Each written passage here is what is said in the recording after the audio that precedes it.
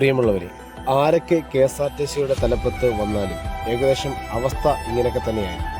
കഴിഞ്ഞ ദിവസം തിരുവനന്തപുരത്തുണ്ടായ ചെറിയൊരു മഴയത്ത് KSRTC ബസ്സിന്റെ ഉള്ളിലെ കാഴ്ചയാണ് ഈ കാണുന്നത്.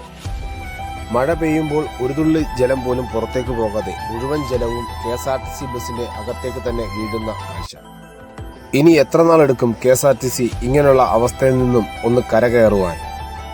ബഹുമാനപ്പെട്ട ഗതാഗത വകുപ്പ് മന്ത്രി ഇക്കാര്യങ്ങൾ കൂടി ശ്രദ്ധിക്കണമെന്ന് വളരെ താഴ്മയായി അഭ്യർത്ഥിക്കുകയാണ്. കാരണം മഴക്കാലമാണ് ഇനി അങ്ങോട്ട് വരാൻ പോകുന്നത്. ആ സമയത്ത് KSRTC ബസ്സിൽ യാത്ര ചെയ്യുന്ന ആളുകളുടെ എണ്ണം കൂടുതലായിരിക്കാം. മഴ നനഞ്ഞ് യാത്ര ചെയ്യുന്ന അവസ്ഥ ഉണ്ടാകാതിരിക്കാൻ അങ്ങ് എത്രയും പെട്ടെന്ന് ഇക്കാര്യത്തിൽ ശ്രദ്ധ കേന്ദ്രീകരിക്കണമെന്ന് താഴ്മയായി അപേക്ഷിക്കുകയാണ്.